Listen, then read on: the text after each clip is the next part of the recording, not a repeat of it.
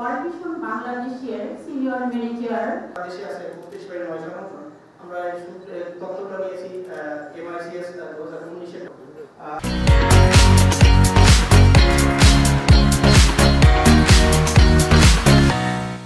ভাগ্যভালো যে আমাদের প্রজেক্ট যাওয়ার সঙ্গে সঙ্গে আরেকটা 4 বছরের একটা প্রজেক্ট আমরা পেয়েছি, যেটা নাকি শিশুদের নিয়ে কাজ করবে, শিশু সুরক্ষা নিয়ে কাজ করবে, বাল্য বিবাহ, তারপরে শিশু শ্রম এবং কিডন্যাপিং নিয়ে।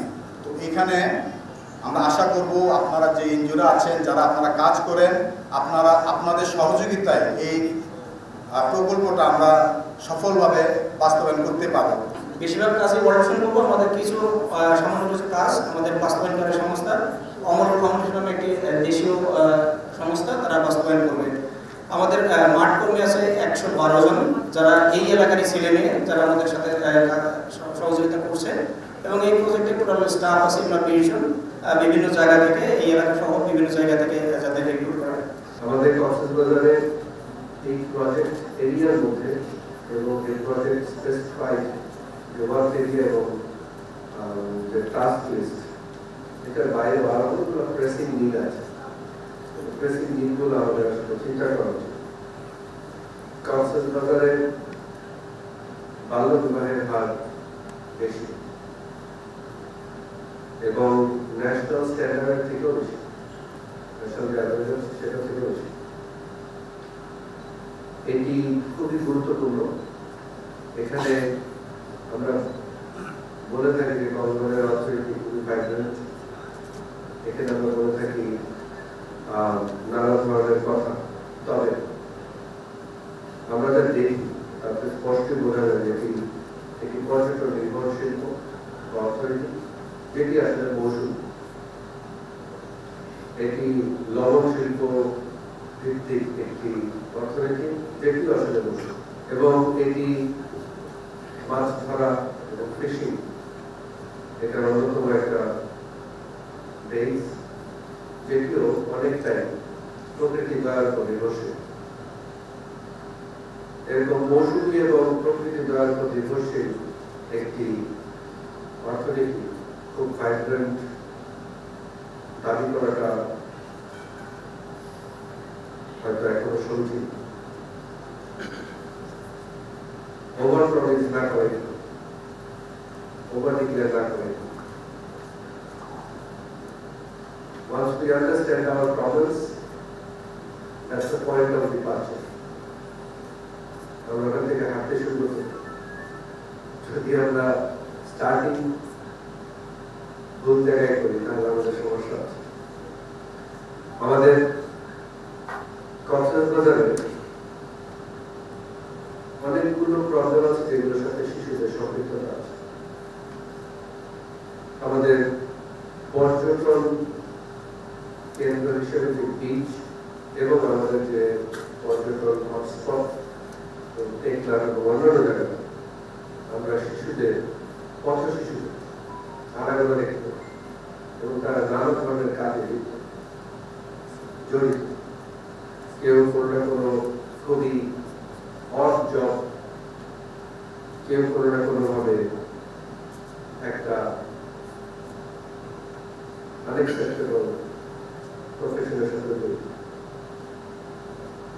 এটি সচেতন মানুষ হিসেবে আমাদের কামনা। প্রশাসন হিসেবে আমরা যারা অ্যাডমিনিস্ট্রেশনে কাজ করি, আমরা বলতে there are different types of administration. NGO has their administration, but there are the civil administration. যারা NGO administrationও কাজ করি, তাদের জন্য আসলে এটা বদলে থাকা শুরু।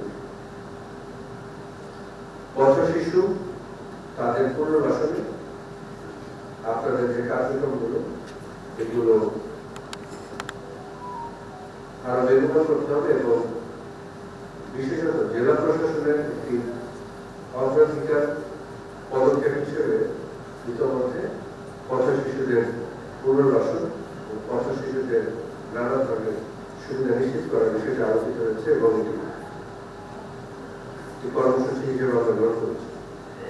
পাশাপাশি আমাদের কক্সবাজারে ভবপুরীদের একটা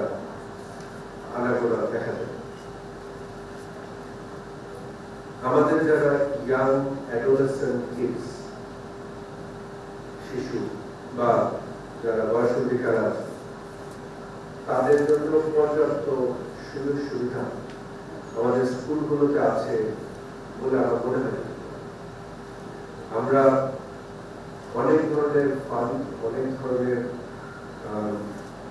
অ্যাক্টিভিটি নিয়ে আসলে মাঠে কাজ করছি। আমরা কিছু wash block, changing room, hygiene corner এগুলোর কথা বলছি, কিন্তু এগুলো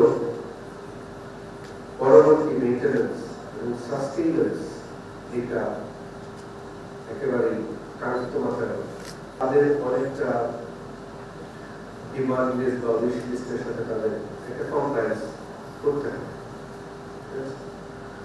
সো একটা প্রজেক্ট, একটা ইনিশিয়েটিভ যেটা দুটো ভিন্ন আঙ্গিকের শুরু, এই দুটোকে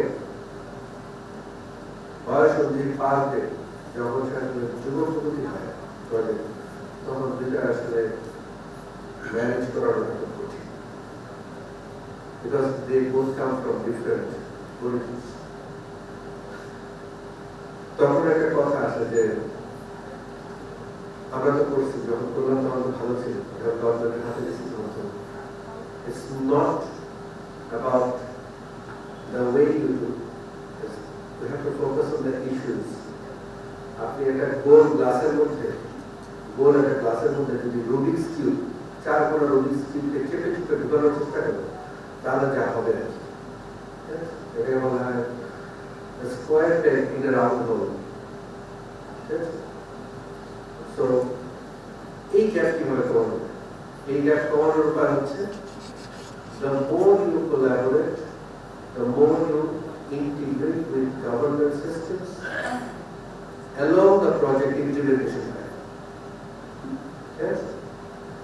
এবং সেটি কেবলমাত্র অবহিতকরণ সহ নয়, সেটি কেবলমাত্র রিসেপশন মিটিং নয়, classical reception meeting, orientation, and then advocacy, and the lessons learned, এই যে 4টা ওয়ার্কশপে এসে বলে যে আপনি তো সব জানেন, বোঝেন, তারপরে তারা আপনি করতেছেন। ঠিক আছে?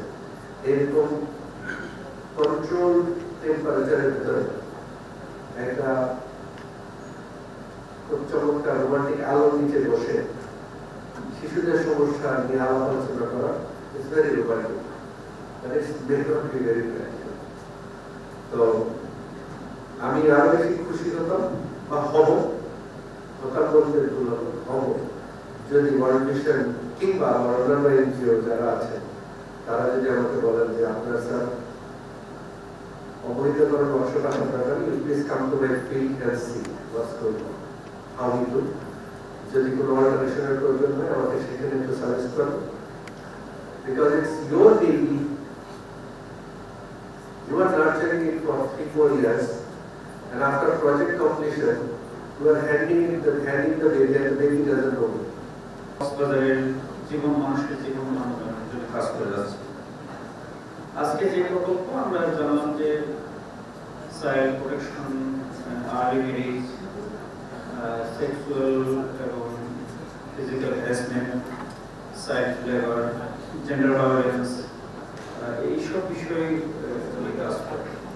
বিষয়গুলো কক্সবাজারে খুবই গুরুত্বপূর্ণ।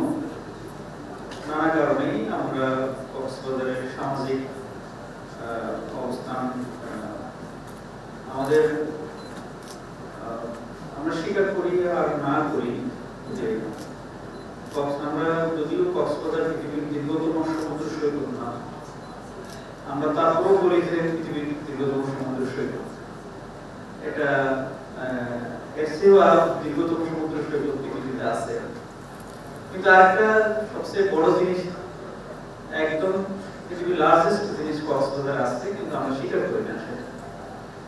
সেটা হচ্ছে পৃথিবীর সবচেয়ে বৃহত্তম রিফিউজি ক্যাম্প। আমরা নানা কারণে এদেরকে রিফিউজি বলি না, অ্যাগ্রিমিয়ান বলি। এই কারণে আমাদের এখানে সামাজিক একটা নানা ইম্প্যাক্ট পড়ছে এবং ভবিষ্যতে আরো পড়বে এইগুলোর কারণে।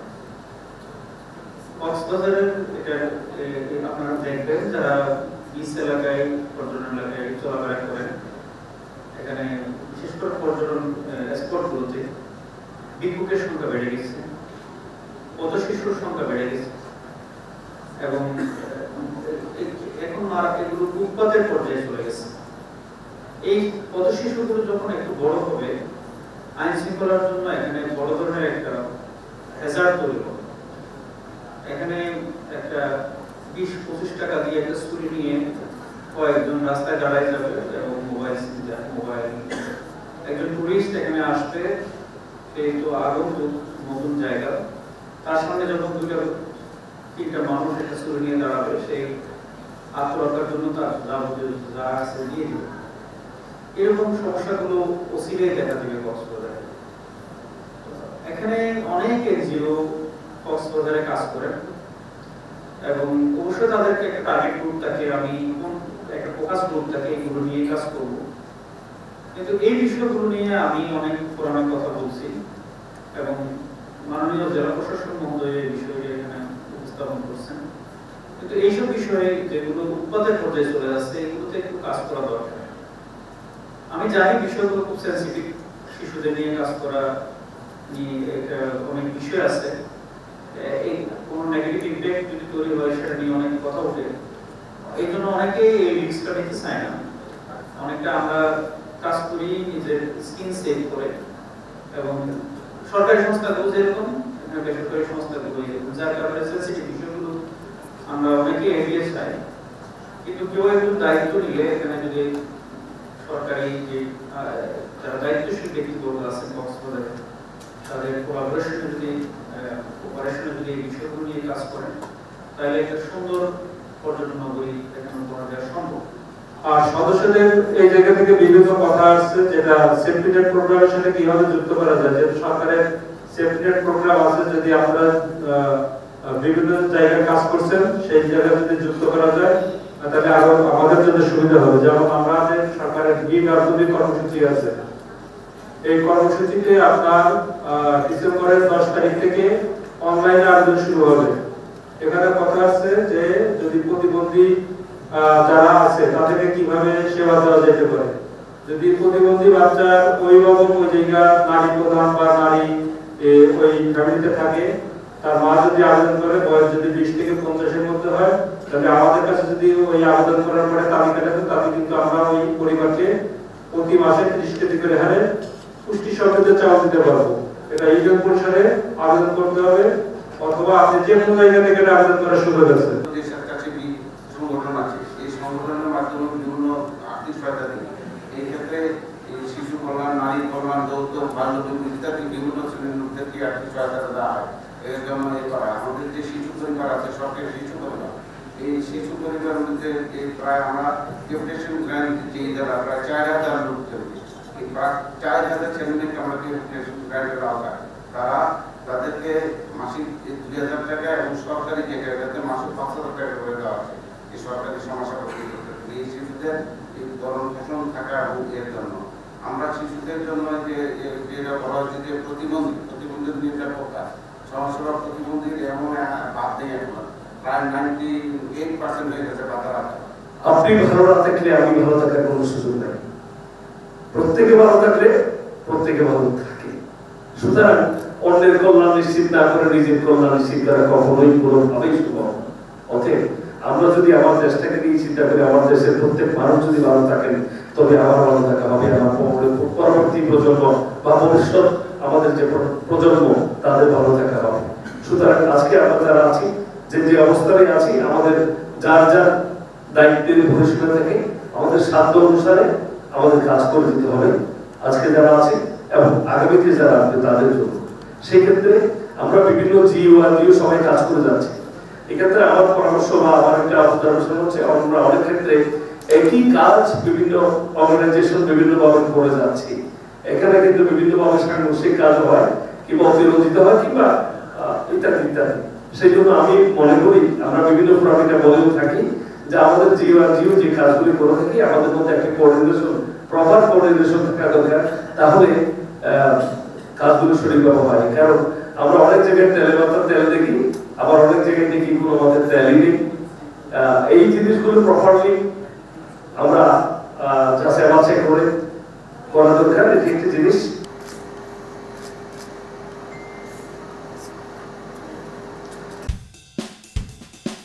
Thank you.